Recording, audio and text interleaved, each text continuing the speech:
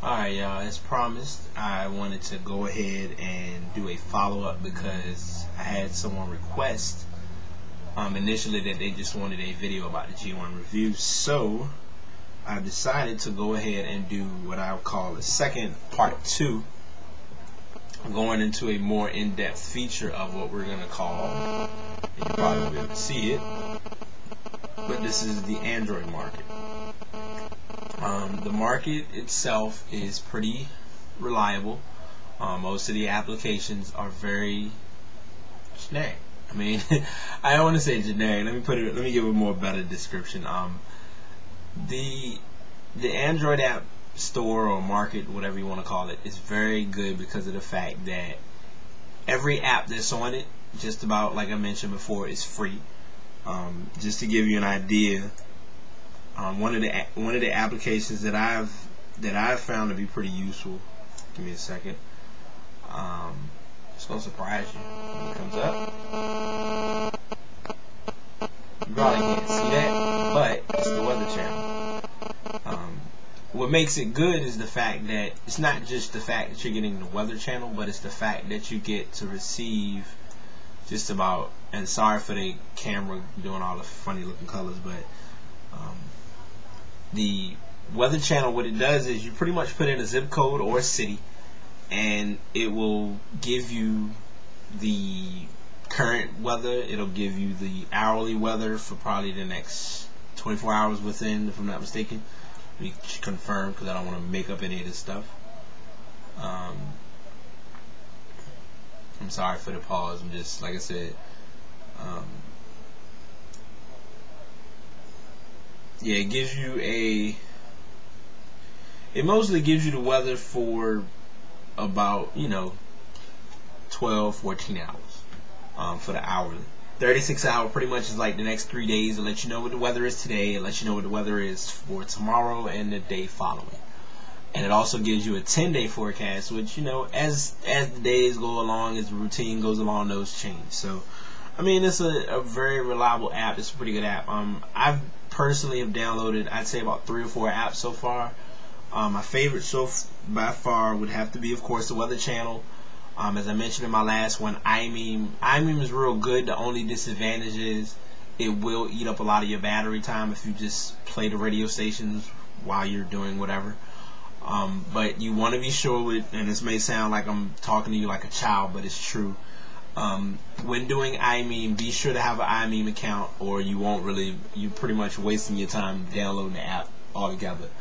I initially did the last.fm, but I got rid of it. MySpace Mobile, it's a lot better than your, if you're doing just basic mobile from a phone. It offers a more detailed view. You just can't watch. If somebody sends you a comment and has images in it, you won't be able to watch it from the phone. But I mean, of course, you can always go out to the web and view it. Now, one thing I want to mention early, because I didn't talk about this in my last review, but I think it's important to share, is that where I live, 3G network is not available, which means that for the time being, all of my network usage is all done through what's known as Edge.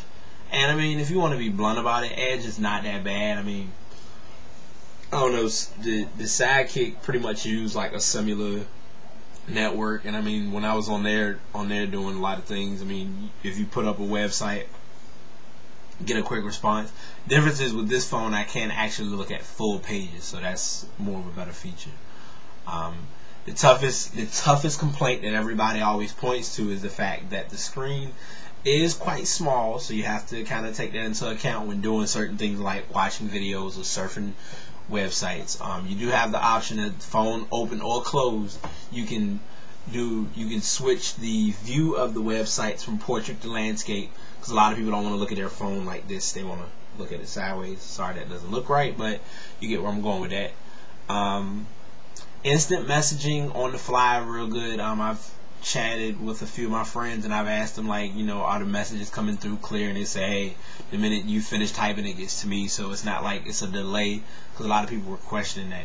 Now, my last video, I did notice someone mentioning the creaking sound, and you probably won't hear it. Yeah, you probably just heard it. It does creak, but the issue behind that, I think it has to do with the fact. Now, what I did, and you can do whatever you want, is I put an InvisiShield on my phone because I don't like to get fingerprints on my phone and all that jazz, so I just went ahead and covered it. But if you, I think the reason that the cringing comes up or that it creaks like it does is because if you gotta look at it, when you get a phone and you open and close, open, close, open, close, open, close, numerous times, it's gonna do, it's gonna make those hinge sounds, and it's gonna be affected by that. Look at the LX. The LX had a reliable hinge. It's still like the one that I have. I open and close it now, and I've had it for a few months, but in the amount of time that it's gone through the open and close, and you can see that it's been used. So it's just all about how you open and close your phone. And I ain't saying you gotta be delicate when you open and close, but you just want to be sure that you're mindful of how you're opening it or how you're closing the phone, because as I always say, other people are going to look at your phone, but only you know how to take care of your own stuff, so just bear that in mind. Let's see, I did the Android, I talked about the marketplace, talked about IM, Gmail, and I also want to mention this too, because a lot of people have been complaining about the battery issue.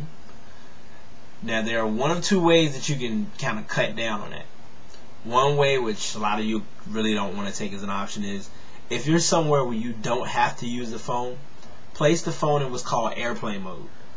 Airplane mode is real good because it pretty much means you can't do nothing on the phone but just use it. You can use it as a data device. Like, you can do little stuff like type on it, stuff like that, but you can't text, you can't email, you can't do none of that. But if you put that feature on, it's basically going to pick up all your signal. It's going to pick up your Edge or your 3G network wherever you are.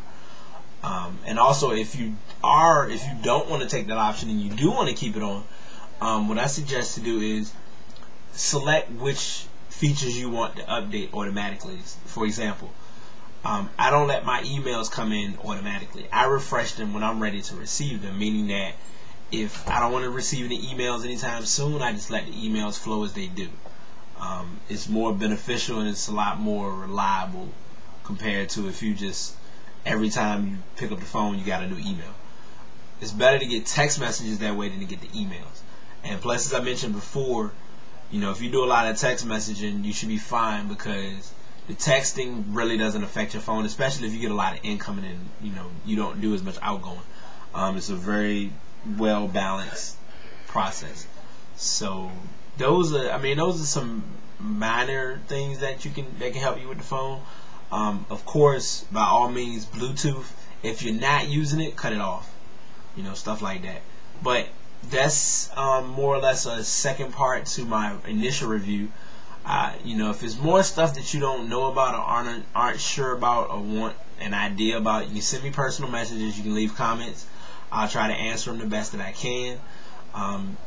To those, again, that are probably asking, I still have not used the Amazon feature, but as I mentioned before, my recommended suggestion is, by all means, get the Ring Droid application, because if you want to get free ringtones on your phone, you can't beat it. Any ringtone, pretty much any MP3 player you have on your phone can be used as a ringtone. Like, either what they do is, and I'll break this down and I'm gonna cut it short. If you're doing like a text messages or notifications are cut down to 15-second clips.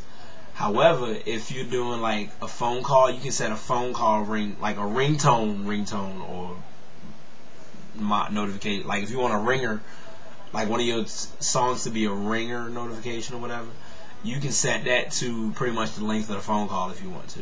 So just keep those things in mind. And like I said, it has like real neat features.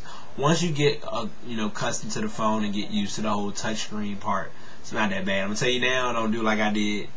Don't pick up an LX trying to touch the screen, because it's not gonna look pretty. You won't get anywhere and you'll just be kind of lost. So those are my feedbacks. Those are my thoughts. Like I said, if you want to know more stuff, by all means ask, and I'll try to give you a direct answer. Alright? Y'all take care. I'm out. Peace.